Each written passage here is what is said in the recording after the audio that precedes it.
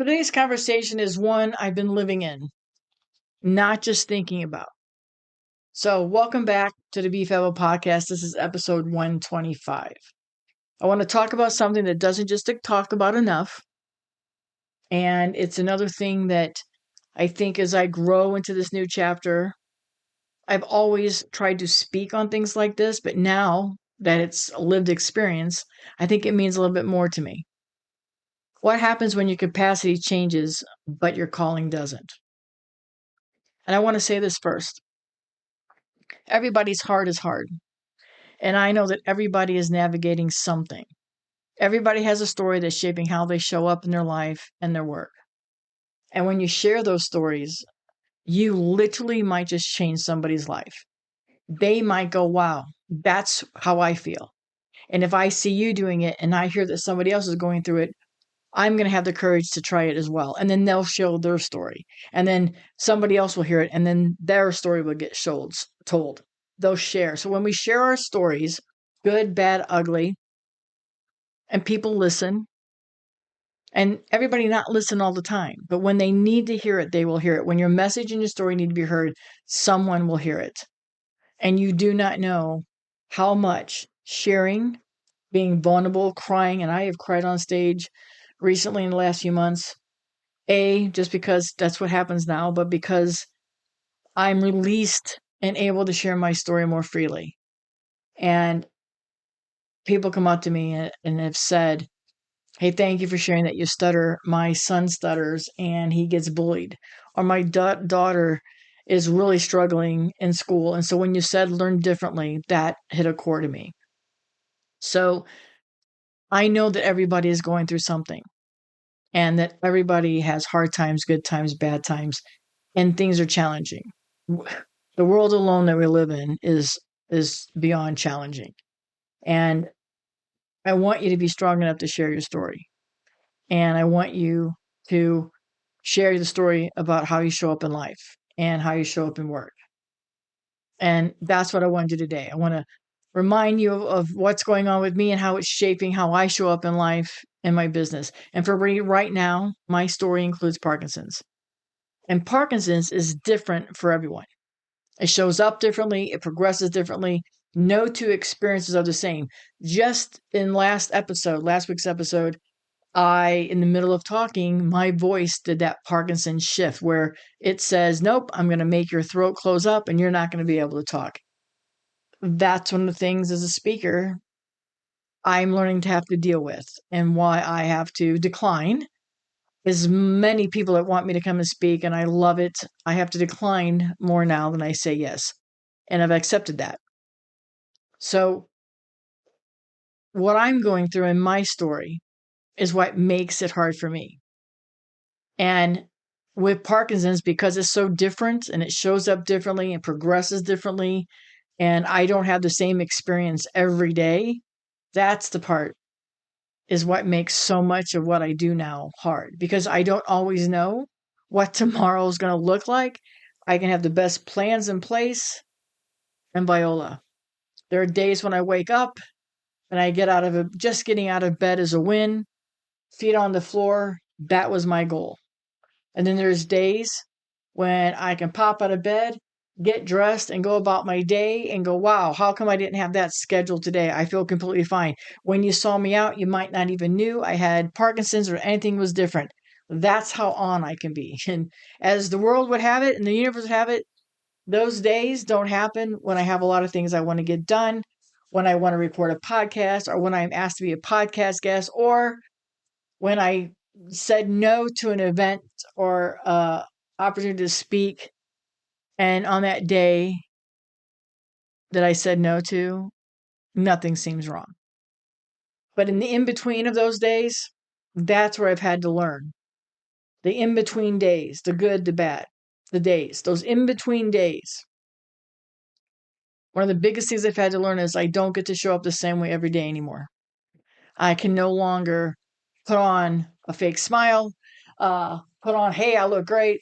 No amount of hair products, no amount of anything. And you all know me, I don't wear a bunch of makeup. I don't wear makeup anyway. So I'm just that tomboy, right? I'm just that person. That's authentically myself. But I don't even sometimes get my hair right or in the way that I used to wear it because again, Parkinson's, I'm losing hair and medicine is affecting things differently. My capacity changes. And I've learned how to lean in and respect that. So for me, this is a truth shift. And this is where this shift happens because for a while, I made that mean something was wrong. If I didn't embrace lean into it, I kept saying, okay, well, nothing's wrong. If I just don't accept it, if I just don't say it's going to happen, then it's not happening. Then nothing is wrong. But I knew that I had to shift that. And I knew that I had to change and just accept that this is the truth. And that had to mean something. It had to mean that I wasn't doing enough. It didn't have to mean that I wasn't falling behind. It didn't have to mean that my body was failing me. But the truth was, I was doing all I could do, and I was falling behind, and my body was failing me. But that's not what was happening, right? That's what I kept telling myself. That was the truth. That was the shift. What was happening is my capacity changed. But what I wanted to do and felt called to do wasn't changing. I still cared about doing the same things. I still want to help people build what matters most. I want to empower people to believe in themselves, to know that they are fabo just the way they are, where they are, who they are, what they're doing. I want to support and encourage and guide. That hasn't changed. How I do that? Well, that's different now. I can't always plan 30 days out anymore. Sometimes I'm planning 5 days at a time, fingers crossed that at least 2 of those days I'll be able to show up. I don't hide my Parkinson's anymore. Sometimes you see me shaking or you'll hear my voice go. And if I'm in the middle of something, I'm learning not to apologize, but I am learning to say, hey, so you don't think I'm having a stroke or something's wrong. When I start stuttering or start shaking, it's part of my Parkinson's. My stuttering is enhanced because of Parkinson's. My slower speech, which many appreciate slowing down in my speech, is an effect of Parkinson's. Sometimes I literally do 3 hours at a time. I take it hour by hour at other times. And sometimes it's moment by moment.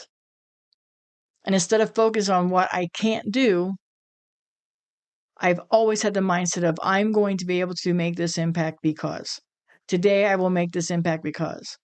So now I have to learn how to focus on what can I do today with the Parkinson's symptoms that are present. I have to stick in my Fabo pillars. And this is where everything I teach and everything that I have preached on, the talk that I talk and the walk that I walk, because became something that I now live with daily. I have to be focused on what actually matters in this moment, right now. I have to be even more authentic about the Parkinson's, about where I am, not where I think I should be. I have to be authentic about, okay, so today I'm shaking up, that's how I'm showing up. Today I'm shaking, that's how I'm showing up. Today my body moves a little differently. That's how it is. That's how I'm going to be. And I'm brave enough to show up in all these different ways that I sometimes don't even know are coming.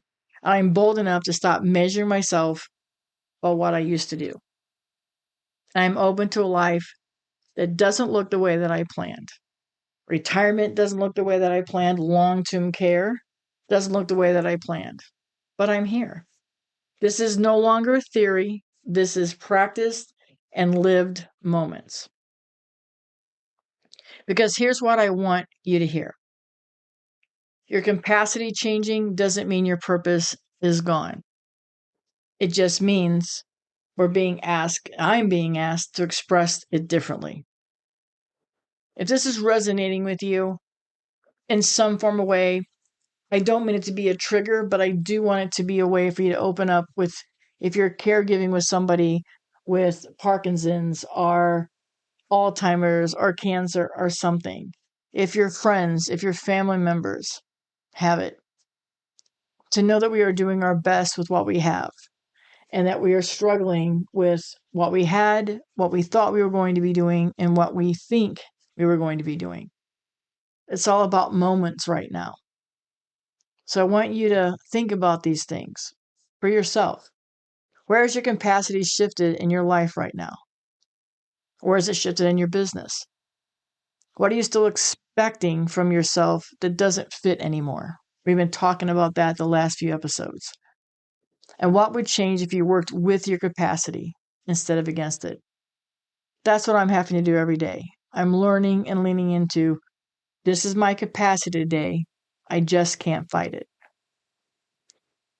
You don't have to show up the same way to still do meaningful work, to do legacy work. I'm busting my butt to do that every day. I want my legacy to continue on with all the work that I've been doing and what I built for the past 40 years. It just looks different. But my photography and my speaking, those are all part of my legacy. I'm continuing to work on what my legacy will be now and what I will leave. And that could be stronger than all my 40 years. I don't know. That might be more impactful than anything that I built. And I know that you don't have to do everything to still be building something that matters. You can do small steps because your calling, it didn't leave. What I feel I was put here to do is still the same. It's just asking me to meet it differently. And if you're going through something like this and you have lost your capacity or your capacity changes from your calling, I want you to know that it's asking you to meet it differently too. Continue to build what matters most to you. Continue to be the impact that you want to make. Continue to show up authentically yourself. Continue to do the work that you want to do, to build the legacy that you want to build, to be proud of. Be patient with others as they grow impatient with you. Teach your differences. Speak about your differences and share your story. If you built a 7-figure business to a 9-figure business to a $1 billion business, share how you did that. Don't leave out the parts that there were sleepless nights, that relationships hurt, that you missed out on things while you were busy building something that you wanted to make an impact, what you felt you were building that mattered most. Share the lows. Don't skim over them, because in those lows and those struggles are the most valuable lessons. And also teach that not everybody needs to measure success by your 6, 7, 9 billion-dollar figure. If that's how you want to define success, that's fine. If that's how you want to teach what success looks like, that's fine. But also teach that it looks different for everybody. And everybody's version of themselves, their personal and professional growth is going to look different. And that they are the ones to define it.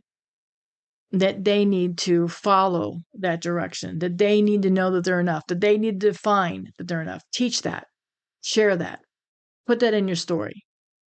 Don't skim over the low parts for a bestseller or to be more influential or to keep growing your audience. Share your story.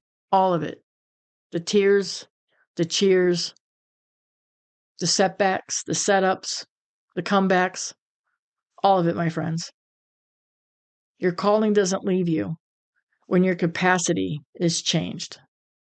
You just got to meet it differently. Till next time, my friends.